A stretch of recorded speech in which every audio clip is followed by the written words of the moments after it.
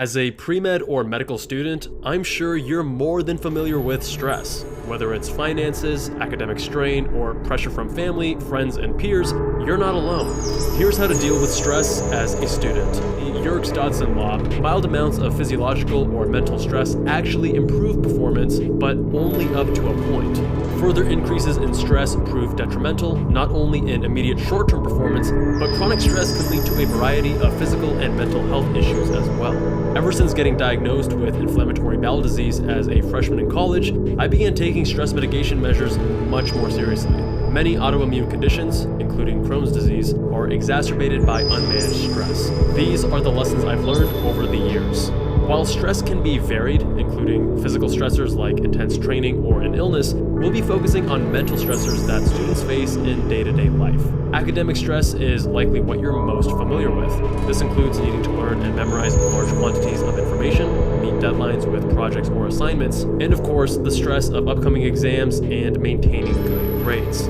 Social stress includes peer pressure, the stress of new relationships, whether platonic or romantic, balancing your academics with social life, and adjusting to your new environment. After all, you may not yet be fully adjusted to living on your own without your family. Stress of daily life includes other factors like financial burdens, your daily commute, or balancing a part-time job. I don't believe there's a single best way to manage stress in all situations. There are a few foundations to focus on, and then a few targeted techniques depending on the specifics of the stressor.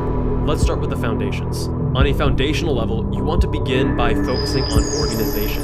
If you're enrolled in 4 classes, each of which has various assignments and test dates, it can quickly become overwhelming. By simply taking the time to get organized, such as putting class times in your calendar, including exam times and assignment due dates, you'll greatly reduce the sense of dread, chaos, and uncertainty you feel when approaching your academics. Organization extends to other aspects of your life too, like time management. Rather than approaching each day as a blank slate and then doing what you feel like when you feel like, try time blocking. During those hours when you know you'll be more focused and more productive, plan on setting aside a few hours for more intense and focused work or studying. During the hours when you know focusing will be difficult, block out time to get your workout in, or do laundry, or grab groceries. Staying organized in this way will also ward off procrastination, one of the most common and insidious stressors among students. And it mitigates the issues of balancing social stressors with academic stressors. If you know when to study and when to hang out with friends, you won't have to make the decision each time a social opportunity presents itself. In college, I was definitely more of a night owl. For that reason, I would roll out of bed around 8 or 9 a.m., go to lecture, and after classes, my brain would feel cooked, so I'd work out in the afternoon, then go home and eat. After cleaning up my dishes, this was the time I felt I could most effectively focus and get work done. In medical school, I became more of an early riser, and my schedule flipped. My best and focused work was in the mornings, and I stopped studying in the evenings. Don't be afraid to experiment and try a new schedule out for a few days to see how it feels. Transitioning from night owl to early bird is common as one ages. On a foundational level, you should also know that exercise is a phenomenal way to let off steam, rather than bottling it up inside you.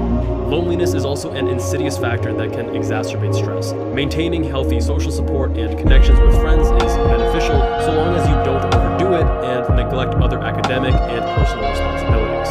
As for the targeted strategies, my recommendations depend on the magnitude of the stressor and whether or not you feel the situation is manageable.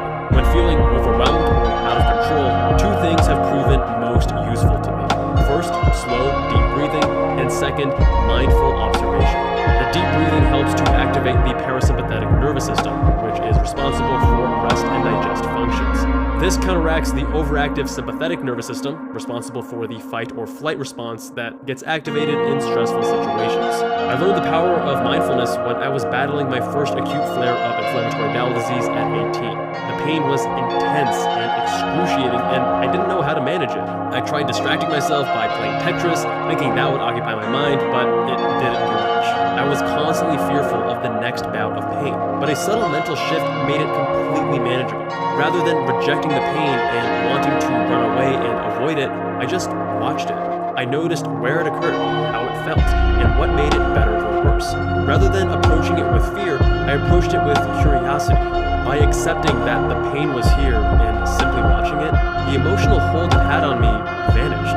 It still wasn't pleasant, but my stress during the pain decreased, and the stress between bouts of pain had disappeared. You can use this same technique of mindful observation any other time you feel overwhelmed. The next time you feel stressed, observe the bodily response. Do you feel tightness in your abdomen? Is your heart racing? By watching with curiosity, you may also find it easier to separate yourself from the emotional hold of the stressful situation. In my experience, the situation becomes instantly more manageable. Whenever I sat down for a test, I always did better than what my practice questions would indicate. How?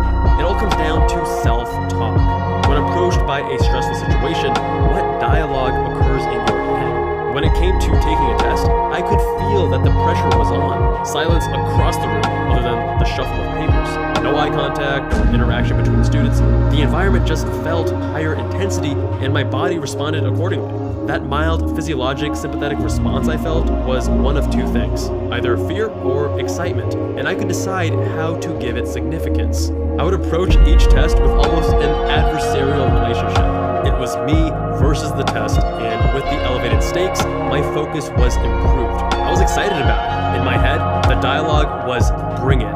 Each time I worked through a difficult problem and I felt confident about my answer, it further bolstered my confidence that I was going to dominate this test. And when I inevitably came across a more difficult question, I acknowledged it was a good try to stop me, but I'd come back before the end of the test and get it right. I understand this sounds ridiculous and way out there, but this worked for me. In fact, I'll admit I even enjoyed taking tests. Sure, studying had its moments of drudgery and boredom and I had to push through, but taking the test was like playing the sports game.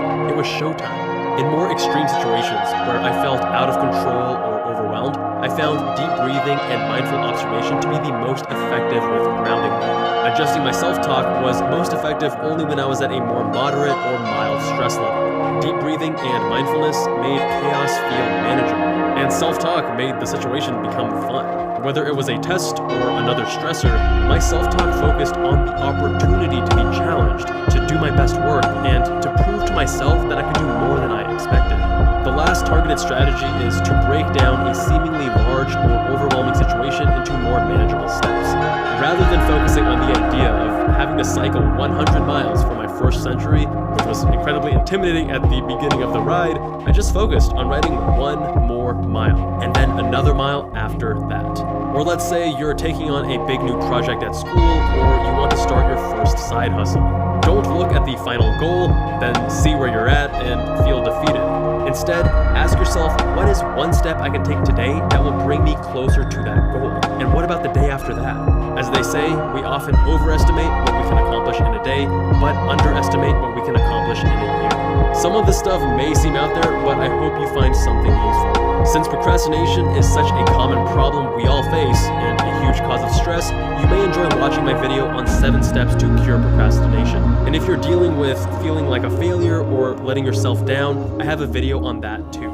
Thanks for watching.